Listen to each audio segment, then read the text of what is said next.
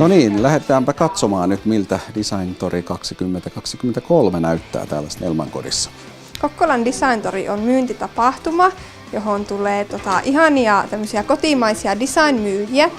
Ja meillä on myös myyjiä tästä Keski-Pohjanmaalta ja lähialueilta, mutta myös kauempaa.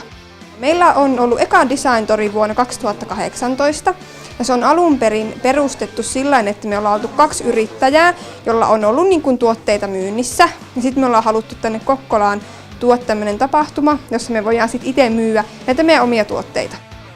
Design Tori on kyllä ihan kaikkia varten, mutta jos mietitään sillä vähän tarkemmin, niin se on, meidän kohderyhmä on ehkä tällaiset aikuiset naiset, jotka tykkää sitten tällaisesta kauniista ja käytännöllisestä tavarasta ja tuotteista. Tämä on ollut aivan mahtavaa, siis niin paljon ihmisiä ja hyvää mieltä ja tämmöistä joulusta tunnelmaa viime vuonna kanssa. Tapahtumapaikka oli eri, mutta sama tunnelma ja sama meininki.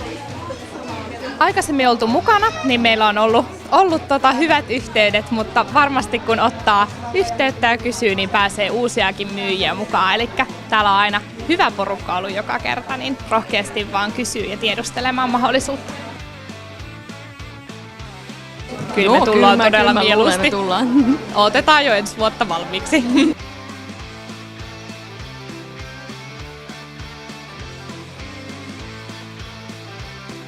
Niin, tässä oli marraskuun Design Tori täältä Snellmankodista. Ei muuta kuin nähdään sitten ensi kerralla.